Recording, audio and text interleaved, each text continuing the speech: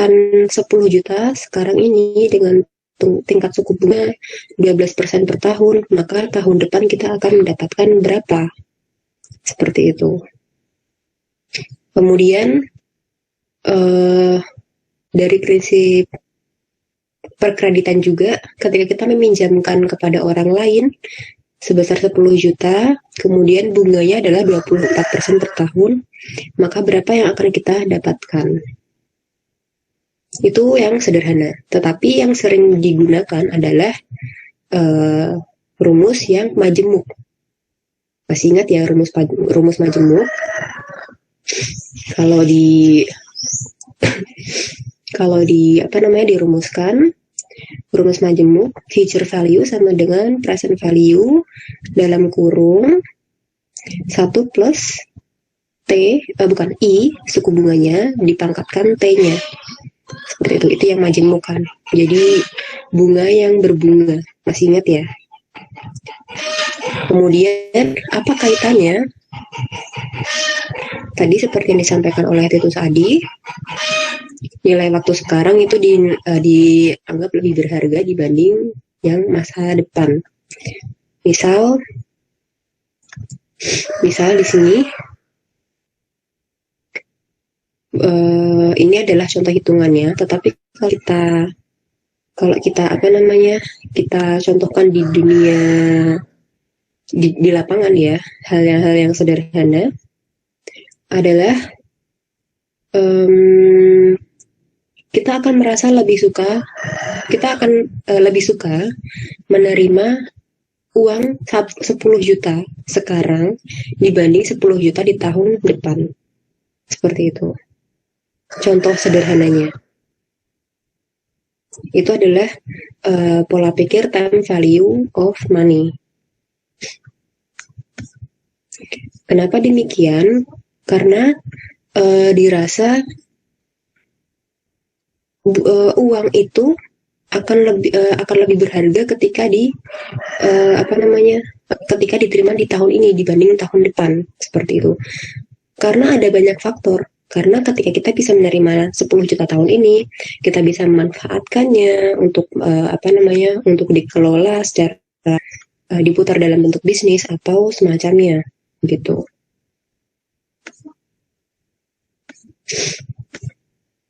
Kemudian kalian bisa lihat rumusnya, yaitu yang ada di PPT saya ini, V T plus N sama dengan VT dalam kurung 1 plus K pangkat N. Kalau kalian masih ingat rumus bunga majemuk ya, yang menggunakan lambangnya present value atau future value, maka rumusnya adalah future value FV sama dengan present value dalam kurung 1 plus tingkat suku bunganya dipangkatkan dengan T tahunnya. Di setiap mata kuliah, setiap bidang mungkin lambangnya berbeda-beda. Tetapi pada dasarnya konsepnya adalah sama. Gitu. Rumusnya intinya adalah sama seperti itu.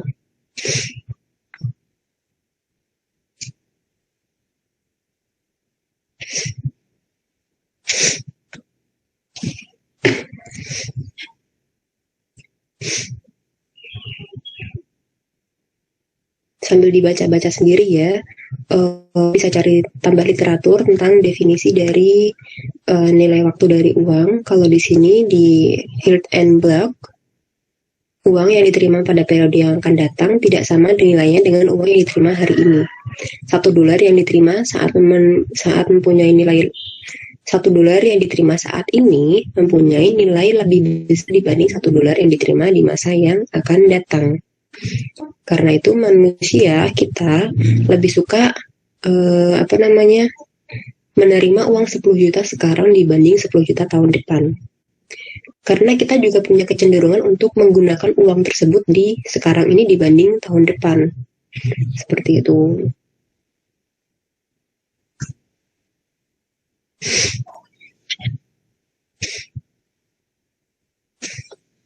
Sebentar ya.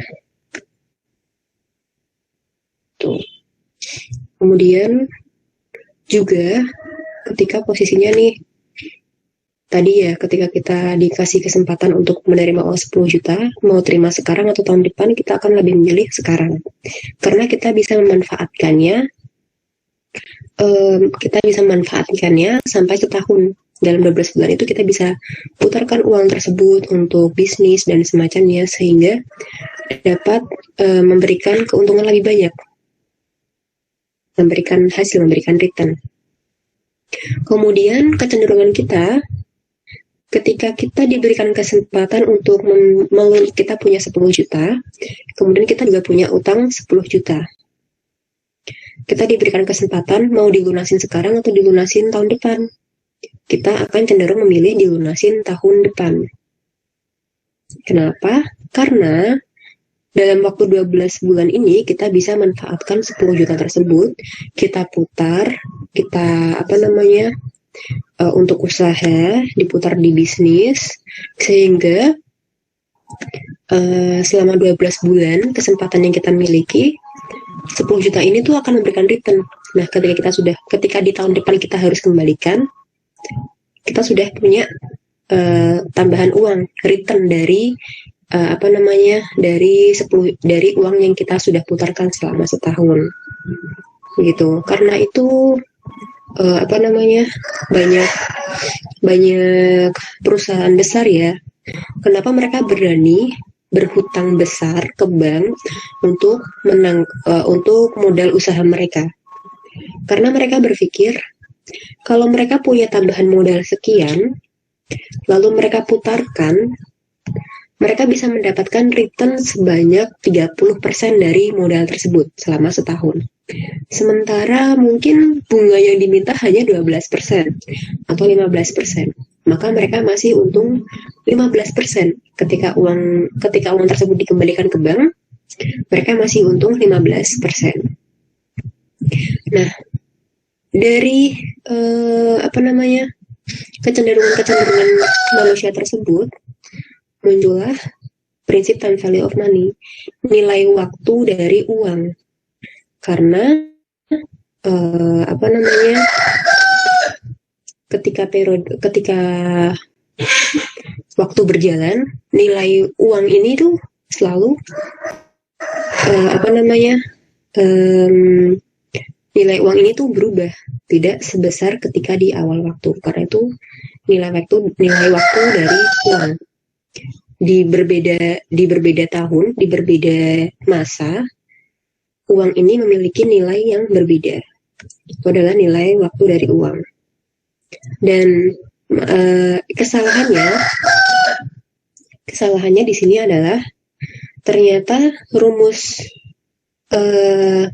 bunga majemuk ini yang kalian lihat ya, yang kalian ketahui, rumus compounding ini, FV sama dengan PV dalam kurung 1 plus I pangkat T, ternyata itu merupakan adaptasi dari ilmu biologi tentang pertumbuhan. Lucu kan? Jadi di sini artinya uang itu seolah dia itu merupakan makhluk hidup. Karena itu dia bisa berkembang. Dia bisa meningkat. Seperti itu. Nominalnya bisa meningkat dengan rumus compounding di tahun ini, 10 juta tahun ini, dengan rumus compounding, tahun depan nominalnya sudah berubah. Karena di sini uang itu dianggap sebagai makhluk hidup yang bisa berkembang biak, bisa bertumbuh. Begitu. Ini jadi rumus compounding ini sebetulnya adalah adaptasi dari ilmu biologi. Karena uang dianggap makhluk hidup, dia dapat bertumbuh. Seperti itu. Nah, itu adalah tentang nilai waktu dari uang. Tentang sejarah dari munculnya nilai waktu dari uang itu seperti itu. Sedikit sejarah dari nilai munculnya time value of money itu seperti itu. Nah, kira-kira ada yang salah tidak? Dari apa yang sudah kalian baca, apa yang sudah saya sampaikan, kira-kira ada yang tidak sesuai dengan apa yang kalian yakini?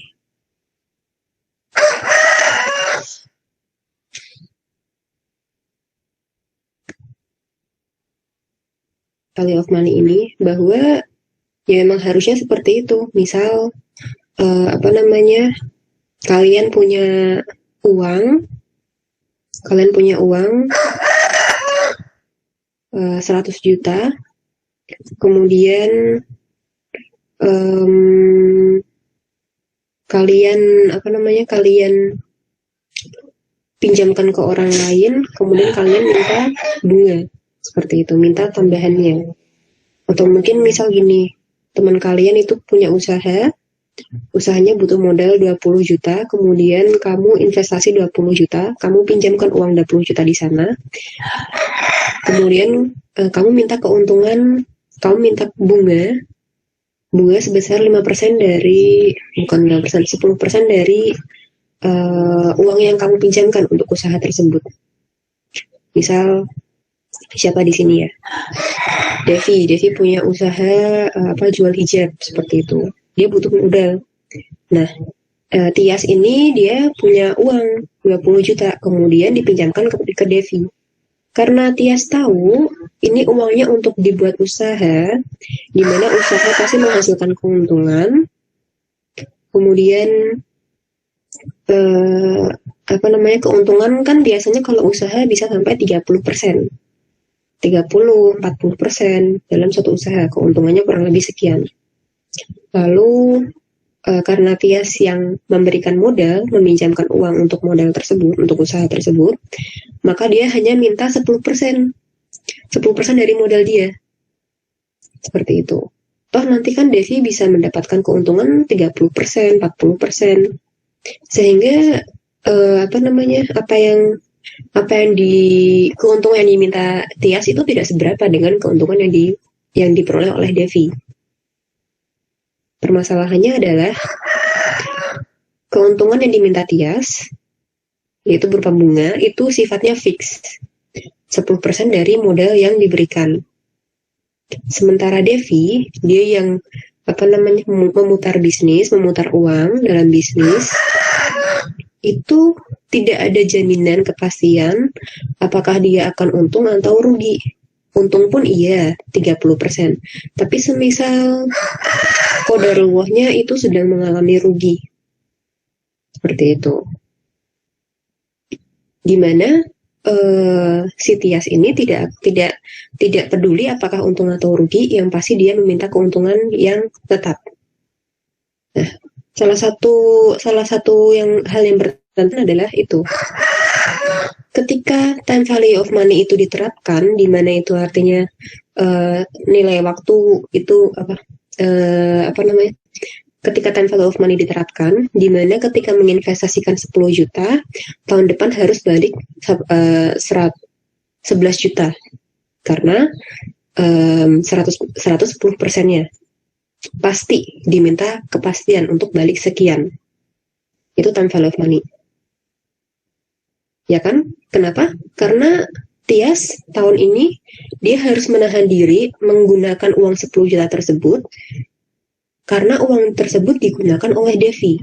Sehingga Tias meminta tahun depan, ketika Tias itu menerima 10 juta di tahun depan, dia minta kelebihan, yaitu 1 juta. Sebesar 10%-nya, ya kan? Karena dia menggunakan prinsip time value of money. 10 juta tahun ini itu sama 10 juta tahun depan itu beda nilainya. 10 juta tahun depan itu nilainya lebih kecil dibanding 10 juta tahun ini. Karena itu Tias minta kalau dibalikin tahun depan ya 11 juta. Seperti itu. Permasalahannya adalah Devi ini kan menggunakan uang tersebut untuk usaha dan tidak ada kepastian apakah rugi atau untung. Sehingga time value of money ini tidak sesuai dengan prinsip bisnis sebetulnya. Gitu. Si Tias mintanya keuntungan yang pasti karena dia meyakini prinsip time value of money. Kalau 10 juta tahun ini ya kalau nilainya mau sama ya tahun depan dibalikin tuh 11 juta. Tapi kan Devi menggunakan untuk usaha, di mana itu mungkin banget rugi.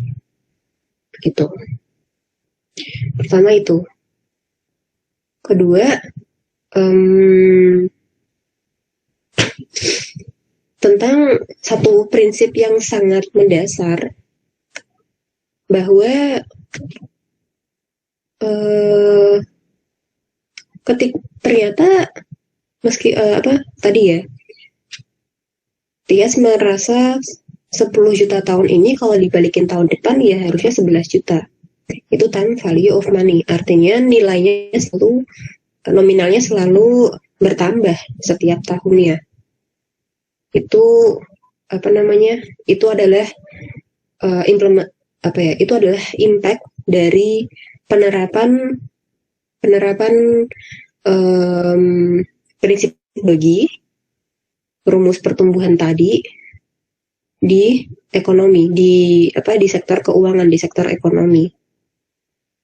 Begitu. Dan itu tidak tepat. Kenapa?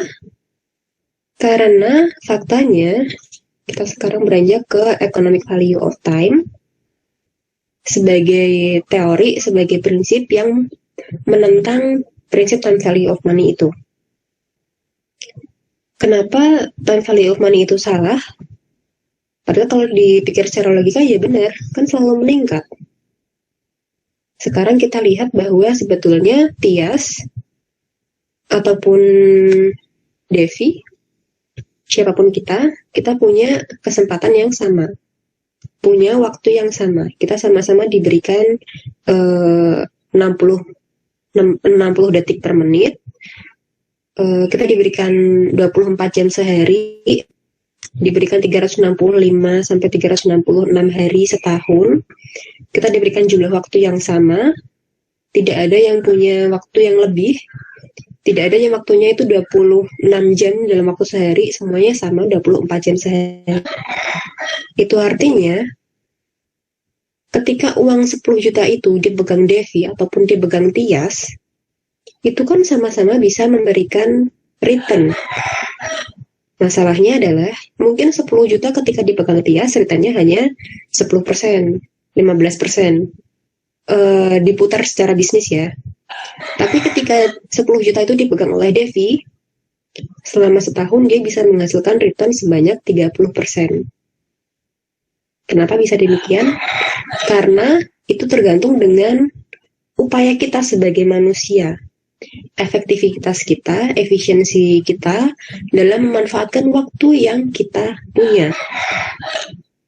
Kita sama-sama punya 24 jam dalam waktu satu hari. Tapi mungkin kita ada yang leha-leha dalam waktu 24 jam itu 8 jam tidur, 8 jam lagi main game, 8 jam lagi baca buku gitu.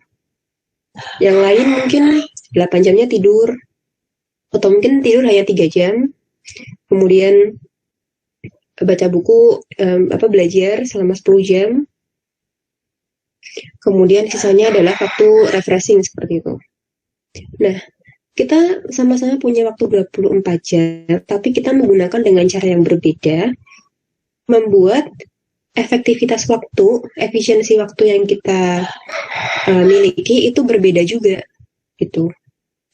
Mungkin karena sebentar ya. Di sini ada yang lebih suka main game. Ya berarti waktu yang dimiliki digunakan untuk main game.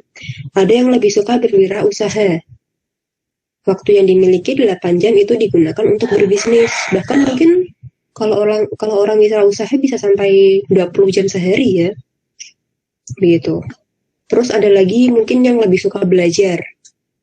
Jadi tidak ada waktu untuk berwirausaha. Nah, ini artinya kan kalau dilihat dari sisi ekonomisnya, dari sisi ekonomiknya, setiap orang itu memiliki menggunakan waktunya dengan tingkat efektivitas efisiensi berbeda-beda.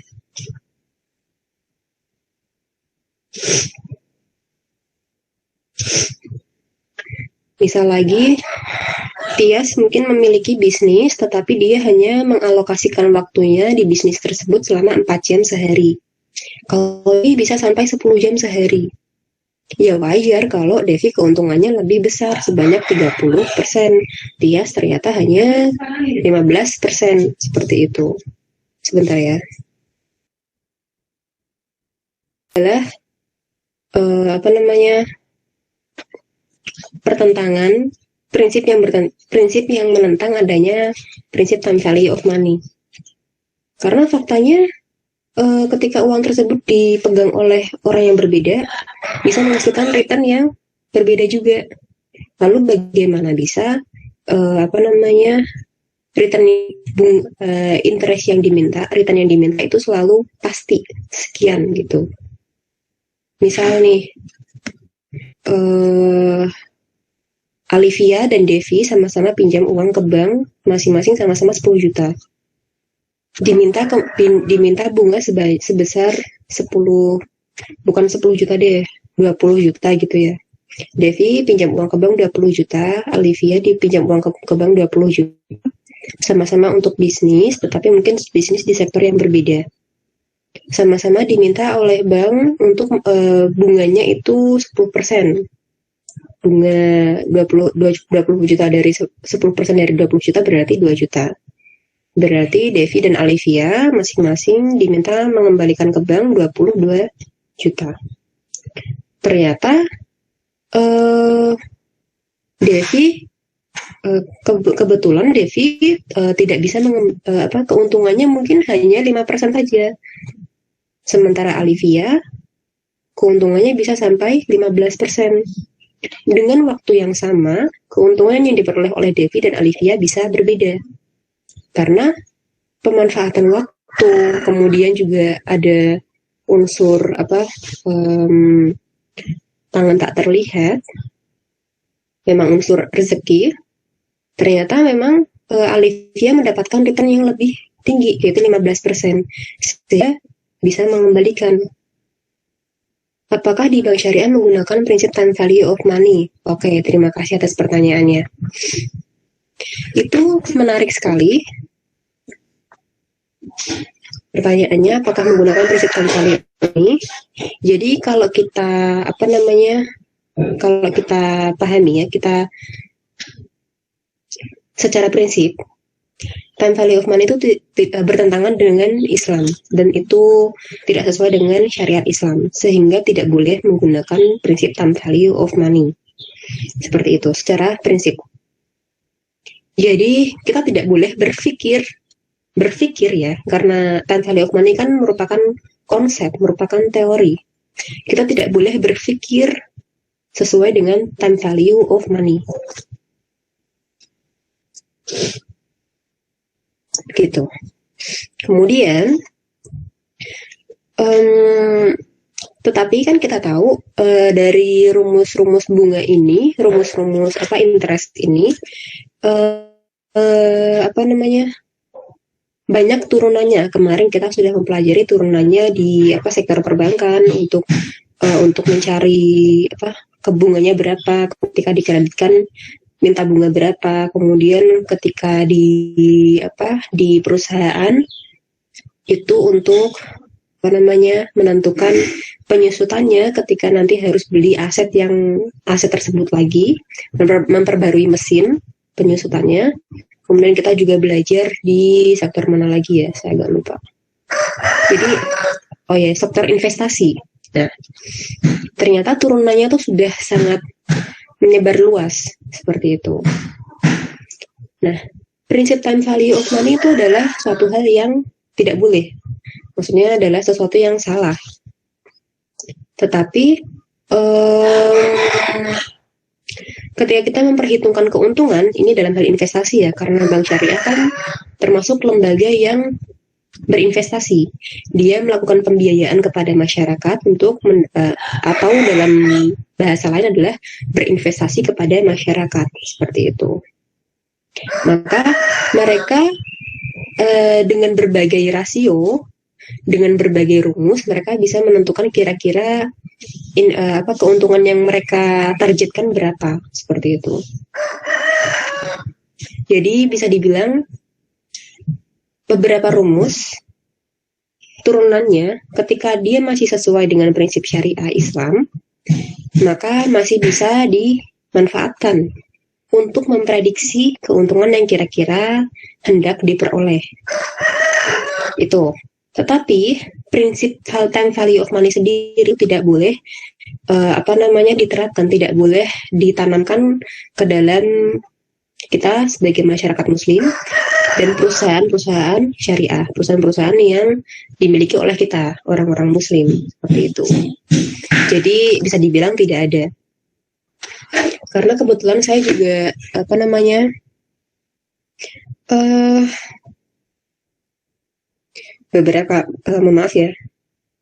beberapa kali membuka laporan keuangannya Bank Syariah. Kemudian kita amatin, benar-benar Bank Syariah itu berusaha pelan-pelan tapi terus berusaha memperbaiki diri untuk menghindari prinsip-prinsip, kemudian nilai-nilai yang bertentangan dengan syariat Islam, seperti itu. Benar-benar menghindari adanya investasi yang non halal, investasi yang bunga, seperti itu benar-benar dihindari. Jadi prinsip value of money ini sendiri pun juga tidak diterapkan di bank syariah. Tapi kita sebagai pebisnis nih, kita kalau sebagai pebisnis, kita hendak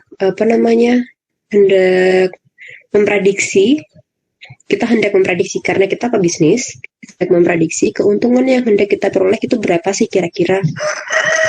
Itu bisa menggunakan rumus-rumus yang sudah kita pelajari kemarin-kemarin, ya kan, rumus investasi, rumus memprediksi keuntungan, seperti itu. Itu boleh, itu tidak masalah, karena kita mengadaptasi apa yang sudah ada, selama itu selama itu tidak bertentangan dengan syariah dan bukan untuk hal yang bertentangan dengan syariah, maka itu masih dibolehkan. Itu hukumnya mubah, seperti itu. Dan yaitu time value of money itu adalah prinsip dasar, konsep dasar gitu. Cara kita memandang hidup begitu. Jadi kalau di bank syariah insya Allah sudah tidak ada, dan memang tidak boleh. Jadi seharusnya memang tidak pernah ada bahkan begitu. Kemudian membahas ini ya, saya agak lupa tadi.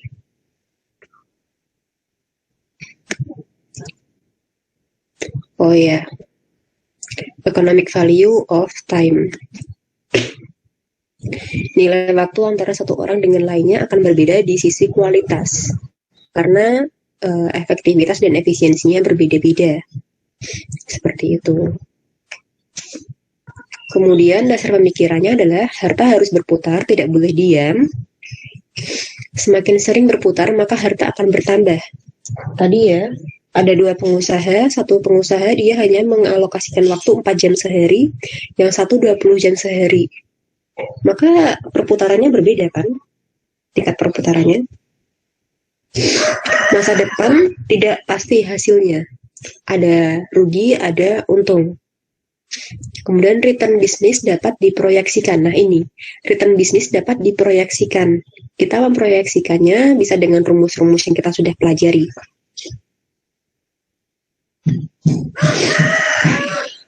Kemudian hasil aktual tidak selamanya sama dengan hasil yang diprediksi atau diproyeksikan. Ini yang harus kita pahami, bahwa namanya prediksi ya prediksi, kita mencoba berikhtiar, tetapi ketika hasilnya berbeda, maka kita perlu evaluasi kira-kira ada apa. Dan juga perlu dievaluasi cara kita memproyeksi. Mungkin kita memproyeksinya terlalu tinggi, terlalu berangan-angan gitu. Kan ada ya, kita memproyeksikan return bisnis kita itu keuntungannya sampai 50%. Tapi itu tidak logis, karena mengabaikan karena itu terlalu bermimpi.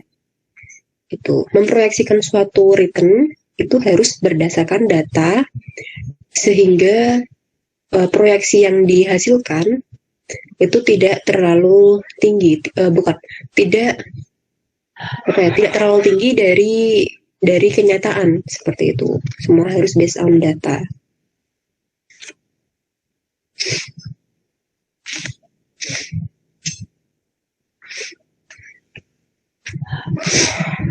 Nah, ini sebetulnya ada banyak teori-teori lain yang berkaitan dengan time value of money ya.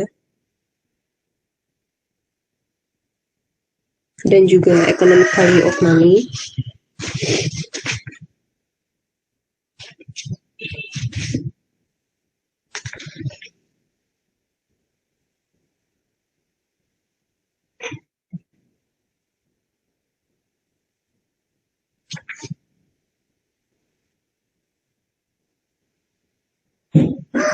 Kemudian di sini case study-nya, impact dari prinsip time value of money. Kalau ada pertanyaan silahkan ditanyakan, kita bisa berdiskusi bareng. Karena kalau hanya nanti malah tidak baik sebetulnya. Karena di perkuliahan ada kesempatan bisa dibilang tuh, pengalaman saya ketika saya kuliah. Ketika saya selesai kuliah ya, lebih tepatnya. Ketika saya selesai kuliah, saya sudah lulus. Kemudian saya menghadapi dunia, menghadapi lapangan itu seperti apa. Nah, itu ada penyesalan dalam diri saya. Kenapa dulu ketika saya kuliah, saya tidak mempertanyakan hal ini, dan hal ini, seperti itu. Kenapa saya terlalu diam di kelas? Sebaiknya memang kita berdiskusi. Sehingga, mental kita, pemahaman kita itu lebih siap untuk menghadapi kompleksitas yang ada di lapangan, yang ada di sektor real di dunia seperti itu. Karena kalau sudah lulus, sudah bekerja, sudah menghadapi dunia, kita mau membahas teori-teori, konsep-konsep dasar dari apa yang terjadi di masyarakat itu kita tidak ada teman untuk berdiskusi seperti itu. Tapi kalau masih kuliah, kita bisa berdiskusi lebih banyak. Nah, ini case tadi impact dari time value of money, keputusan investasi oleh investor, keputusan penetapan tingkat pengembalian atau bunga oleh bank, masyarakat berbondong-bondong untuk menyimpan dana di lembaga keuangan yang memberikan return lebih, dan passive mindset. Nah, ini yang bahaya. Kenapa? Orang bakal berpikir seperti ini, saya punya uang 100 juta ya. Kemudian, ini warisan misalnya, dapat warisan 100 juta. Kemudian, suku bunga bank sebulan itu berapa sih? 1%. 1% dari 100 juta berapa? 1 juta. Berarti bukan 100 juta deh. Berapa ya? 10 juta. 100 juta, 1 miliar, 1000 juta ya berarti 1 miliar. Saya dapat warisan 1 miliar. Sebentar ya.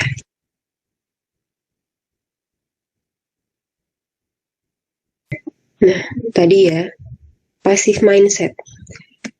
Misal siapa di sini ya?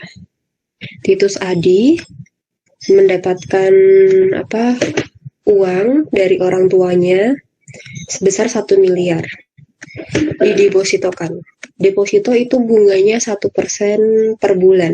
Berarti hanya dengan deposito 1 miliar itu sudah mendapatkan bunga 10 juta per bulan. Nggak perlu kerja, nggak perlu capek-capek begadang ke kantor ataupun keluar kemana untuk mencari rezeki gitu, meningkatkan skill. Sudah dapat 10 juta setiap bulan.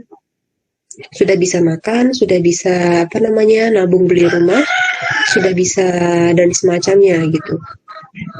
Ya sudah, Karena sudah pasti setiap bulan akan mendapatkan 10 juta tanpa bekerja. Nah, ini adalah passive mindset. Hanya berdiam diri saja sudah mendapatkan keuntungan. Itu adalah passive mindset. Dari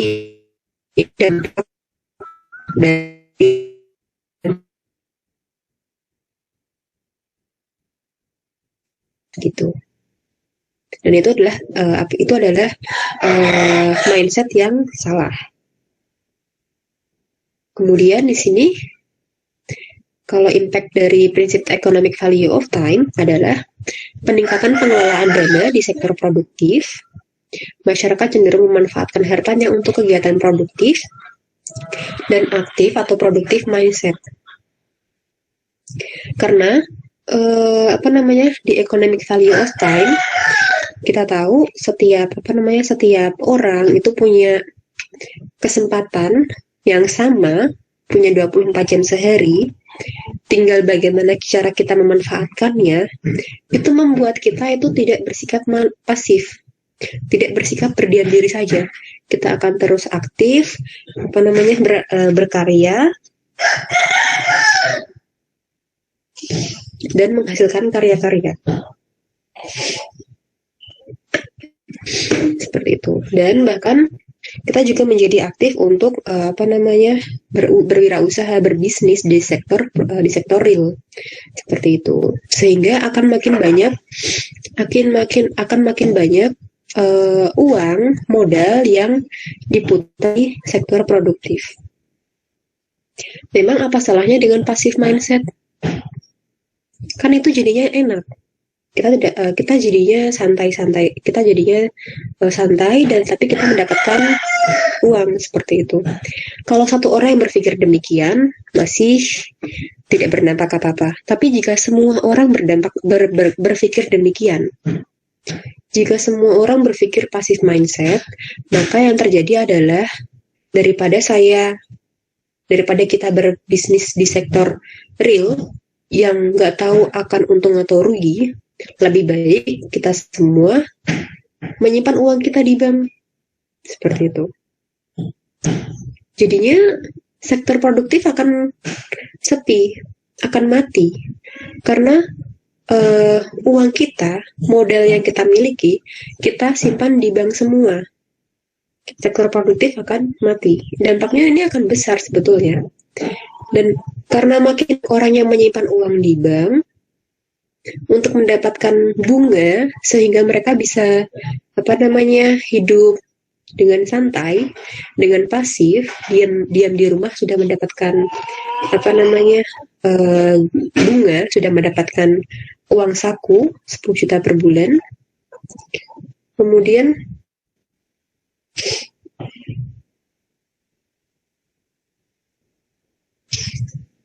tadi ya, dengan kita berpikir pasif seperti itu, banyak orang yang berpikir demikian juga, banyak yang menyimpan uangnya di bank, sehingga sektor real akan sepi.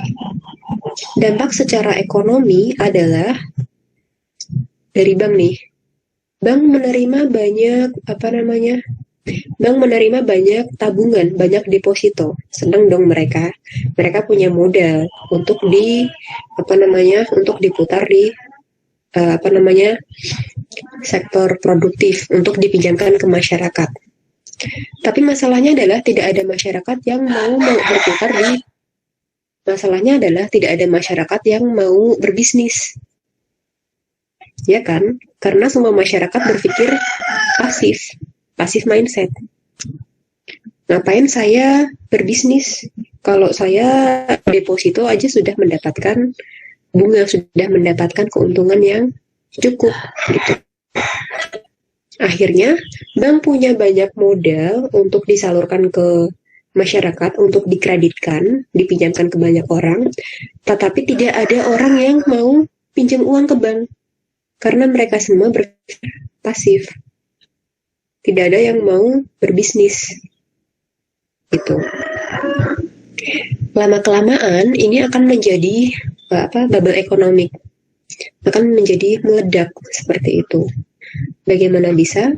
Karena bank punya kewajiban memberikan bunga kepada deposan 1% per bulan, 12% per tahun berarti ya.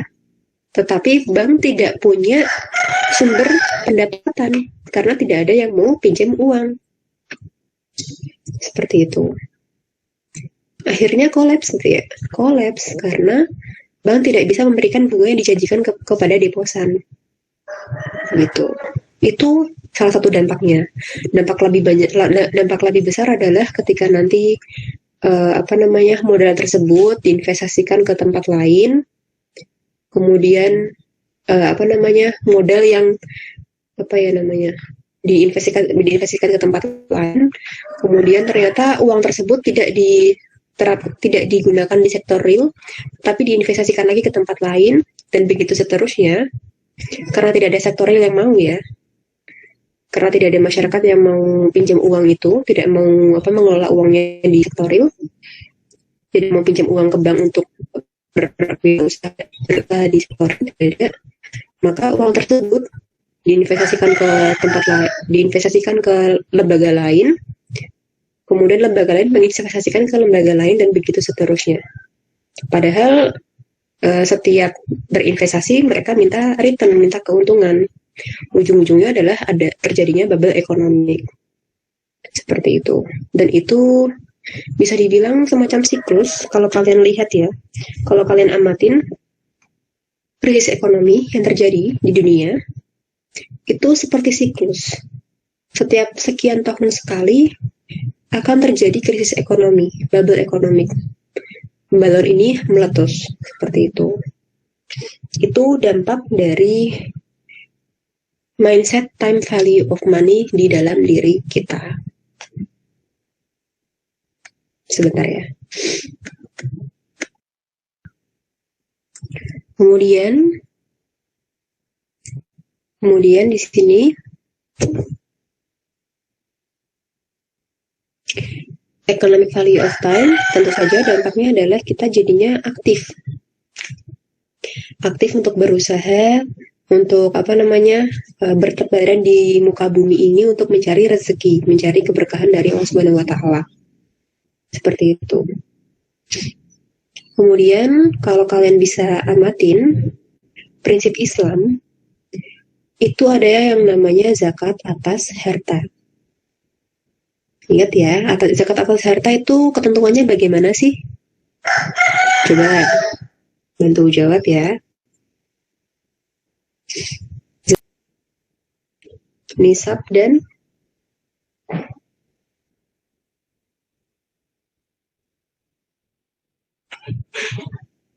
berlaku atas harta kekayaan yang dimiliki seorang muslim dengan rumusan sebagai berikut. Zakat mal 2,5% dikali jumlah harta yang tersimpan selama 1 tahun. Ya. Ada nisab dan haulnya. Jadi tidak sekedar 2,5% dikalikan jumlah harta yang tersimpan selama 1 tahun, tapi juga ada nisabnya, batas minimalnya. Kalau hartanya sudah mencapai, misal kalau dikategorikan dengan emas, berapa gram? Saya agak lupa, 85 ya, atau beras itu 465 kilo, saya agak lupa. Tapi itulah nisabnya, 85 gram sih saya. Nisab dan haul. Kenapa? Karena dalam Islam harta yang ditumpuk hanya disimpan dalam bentuk deposito saja, 1 miliar yang hanya disimpan dalam bentuk deposito saja, itu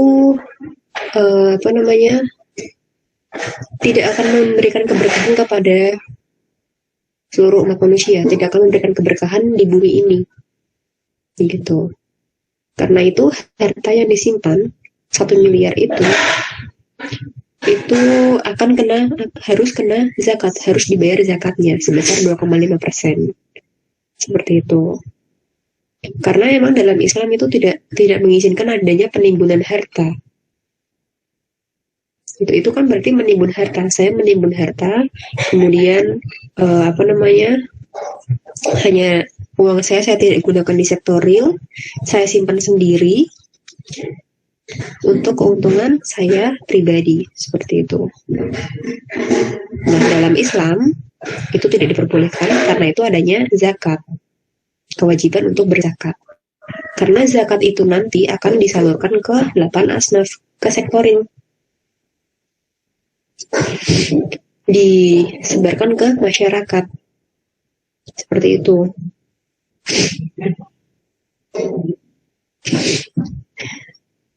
Karena itu sekarang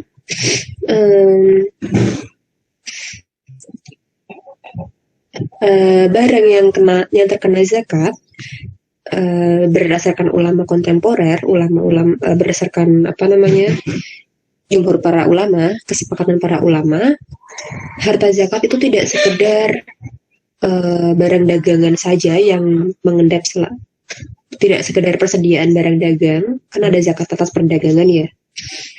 Tidak sekedar hewan ternak saja, tidak sekedar emas saja, tetapi juga uang, tabungan yang kita miliki, rumah, tanah juga itu memang dari awal ya. Ketika tidak digunakan, maka dia harus dikenai zakat. Gitu. Dan ulama kontemporer mengembangkan harta zakat tidak sekedar tanah ataupun emas, tapi juga deposito. Seperti itu.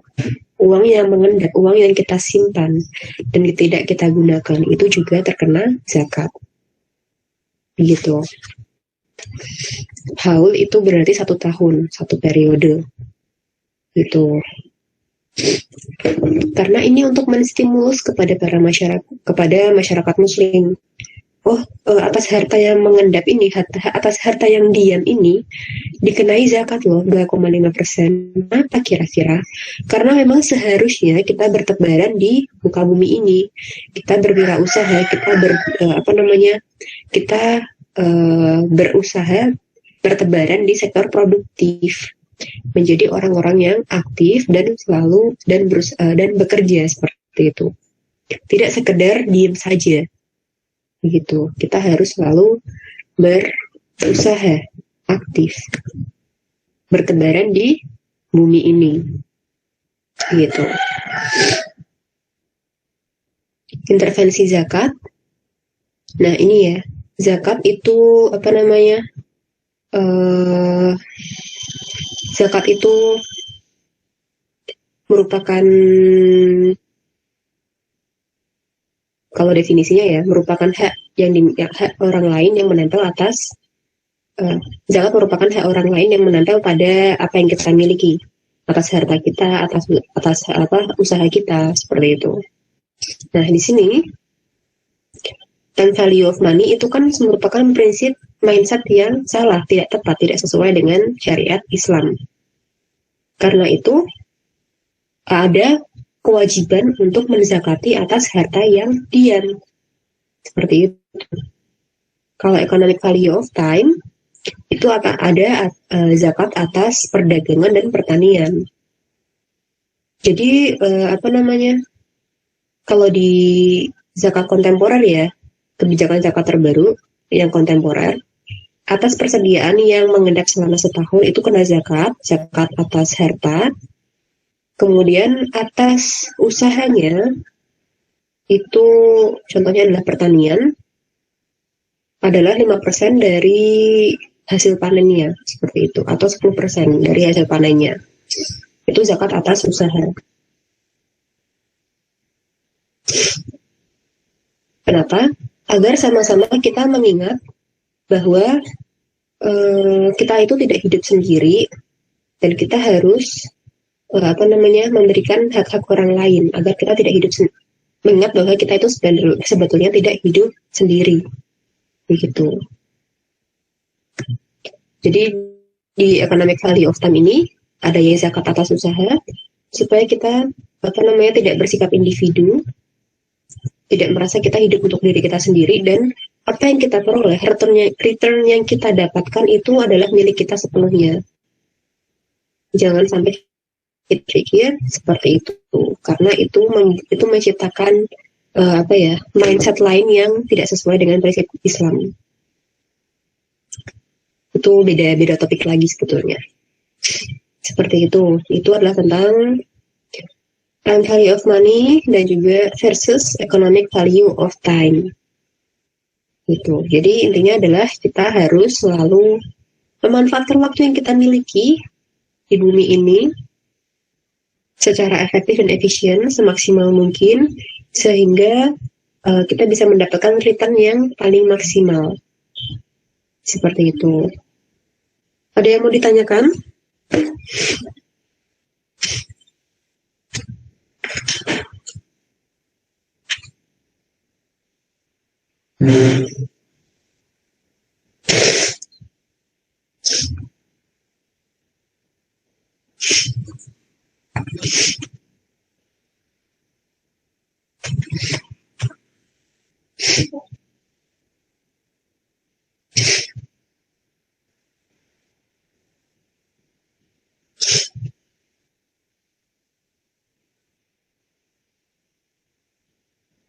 Nah, apa namanya, time value of money ini kan sudah sangat mendarah daging di bumi ini. Lalu bagaimana solusinya? Misal kita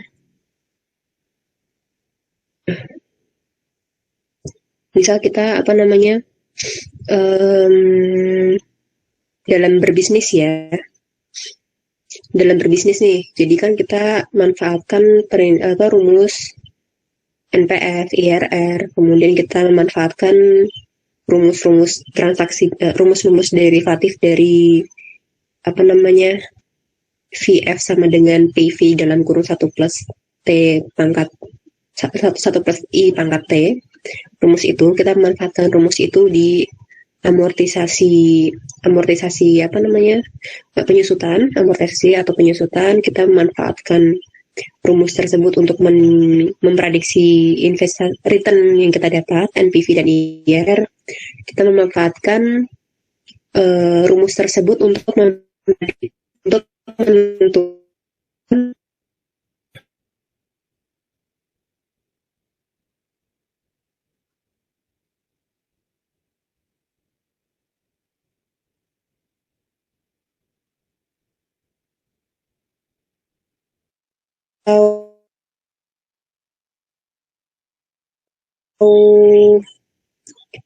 jual beli, bukan apa namanya, bukan jual beli dengan cara apa ya namanya, leasing berbunga, seperti itu tidak. Tapi ini murni jual beli motor ataupun mesin cuci. Misal di sini motor, si pedagang bilang kalau saya jual kalau ini mau beli cash harganya 15 juta, kalau mau beli cicil boleh harganya 20 juta. Nah, makna dari tidak boleh ada dua harga dalam satu akad adalah ketika disepakati saya mau beli ini cash, oh ya sudah harganya 15 juta. Saya mau beli, nah jadi satu akad ini harganya adalah 15 juta. Tetapi ketika akadnya saya mau beli dengan cara cicil, ya sudah harganya 20 juta. Seperti itu. Jadi harganya sudah diketahui di awal. Itu. Ini boleh. Ini jual beli ya. Ini kita bahas jual beli dulu. Ini boleh nih. Jadi definisi dari tidak boleh adanya dua harga dalam satu akad adalah ketika sudah disepakati jual belinya, harga yang digunakan sudah disepakati satu harga itu. Yaitu misal kalau belinya secara cicil 20 juta, ya sudah 20 juta. Tidak ada kelebihan, tidak ada kurangan, seperti itu. Segitu. Ini makna dari satu harga dalam satu akad. Tetapi ketika ditawarkan, kalau kamu beli cash segini, kalau kamu beli secara cicil segini gitu. Karena itu belum deal, maka boleh disampaikan seperti itu. Penjualnya boleh menyampaikan demikian. Tetapi ketika sudah disepakati, ya sudah harga yang digunakan yang mana. Dan itu harga tersebut menjadi harga yang sudah final, tidak boleh berubah di waktu-waktu kemudian, begitu. Kalau beli cicil di leasing konven itu kan tidak disampaikan total harganya berapa. Yang kita tahu hanyalah nyicilnya berapa setiap bulannya selama berapa tahun, seperti itu. Jadi tidak ada semacam tidak ada kepastian. Jadi saya beli motor ini dengan harga berapa, tidak ada kejelasannya. Itu yang dilarang. Nah, kemudian apa kaitannya dengan apa namanya time value of money serta economic value of time? Nah, kalau di economic value of time,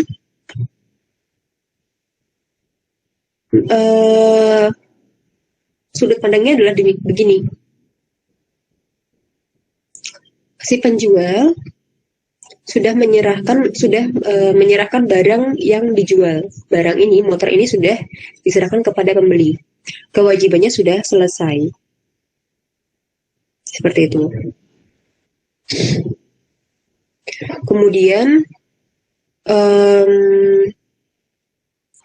masalahnya adalah ada hak yang tertahan. Haknya si penjual tertahan.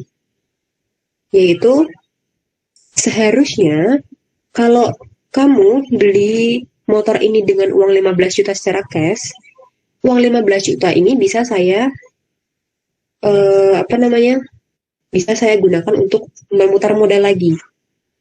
Seperti itu.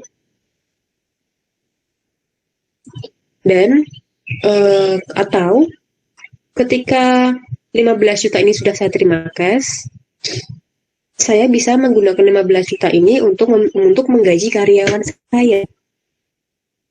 Tapi permasalahannya adalah ketika membayarnya itu secara kredit, maka si penjual ini dia tertahan, dia tidak bisa membayar karyawannya tepat waktu.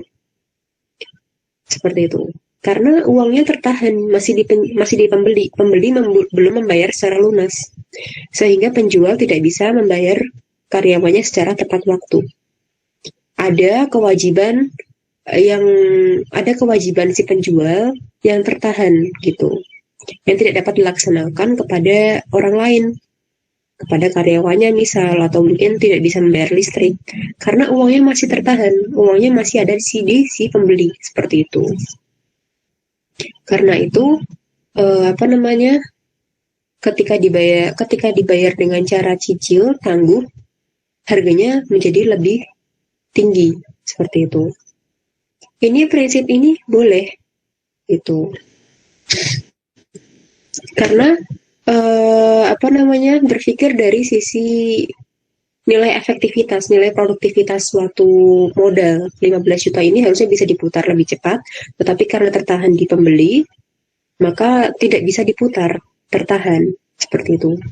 Nah, ini karena adanya kendala ini, maka boleh suatu pembayaran yang dilakukan dengan cara tangguh itu harganya lebih tinggi. Itu boleh. Gitu. Itu yang mendasari karena adanya economic value of time, nilai efisiensi dari nilai ekonomi dari waktu. Karena modalnya itu tertahan di pembeli, maka si penjual tidak bisa memutar modalnya dengan lebih cepat, seperti itu, dengan lebih aktif, seperti itu. Ada nilai ekonomis yang tertahan, seperti itu. Karena itu harga yang lebih tinggi ketika dijual dengan cara tangguh itu diperbolehkan. Alasannya pertama itu. Tetapi kalau alasannya karena karena apa ya? Ya, alasannya kalau itu dibolehkan seperti itu. Tapi kalau alasannya dari sisi dari mindset yang salah, dari mindset yang salah itu ya, time value of money itu, ketika mindsetnya salah, itu yang menjadikannya tidak, karena mindsetnya salah. Nah, itu salah satu solusi untuk menentang adanya prinsip time value of money dan menggantikannya dengan prinsip economic value of time. Karena yang tepat adalah mindset kita adalah mindset economic value of time, nilai ekonomi dari waktu. Seperti itu. Sampai sini ada yang mau bertanya? Apa ya? Ini saya ambil dari bukunya Muhammad tentang time value of money dari perspektif Islam. Ada banyak yang dibahas tentang time value of money dan juga yang economic value of time ini.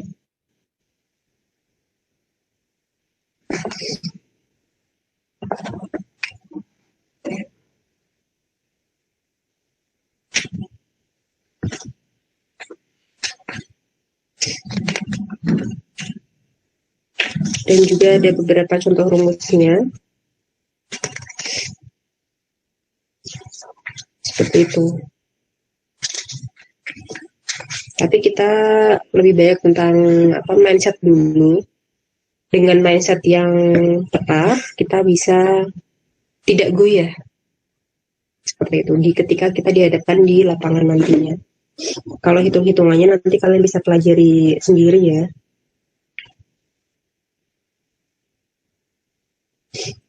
Ada yang mau ditanyakan sebelum kita tutup?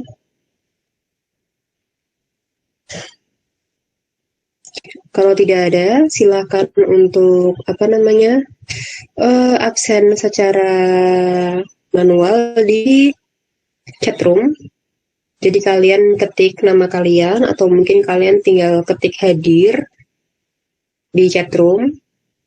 Itu untuk cross check absensi kalian seperti itu. Silahkan, saya tunggu sampai pukul 8.45.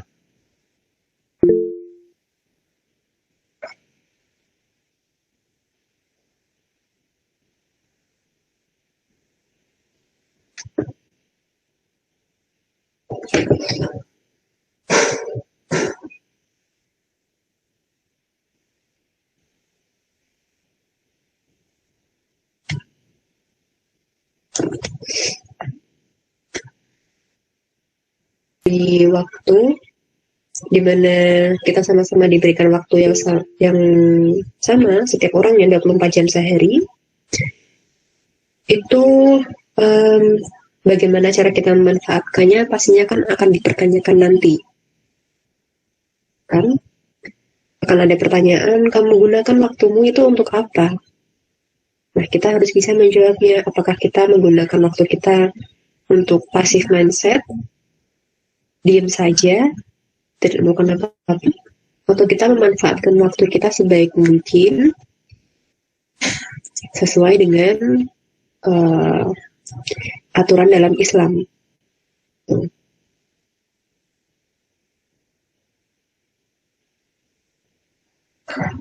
Saling berkorelasi, ilmu, amal, dan juga iman. Beramal tanpa ilmu, kita akan tersesat, salah. Tapi kalau tanpa iman, kita jadi tidak tahu tujuan kita untuk apa. Jadi hanya bersifat dunia saja. Dan 3 hal ini, ilmu, amal, dan iman itu harus saling berkorelasi. Kita beriman, dan kita juga mengamalkannya dengan cara yang tepat. Dan cara yang tepat itu berarti kita harus berilmu juga. Gitu. Apabila tidak ada pertanyaan, maka kita akan tutup hari ini. Tanya Bu. Akan ditus. Materi UAS apa aja yang dipelajari Bu? Yang keluar. Materi Astagfirullahaladzim, dengan doa penutup majelis, subhanakallahumma wa bihamdika asyhadu an la ilaha illa anta astaghfiruka wa atubu ilaik. Atas kurang dan salah saya mohon maaf. Semoga apa yang kita pelajari hari ini dapat menambah hasanah keilmuan kita, menambah pola pikir kita, meningkatkan pendewasaan kita dalam berpikir ya, penalaran kita, seperti itu, dan terus menambah ilmu dengan membaca literatur-literatur yang ada. Itu. Wabillahi taufiq wal hidayah. Wassalamualaikum warahmatullahi wabarakatuh.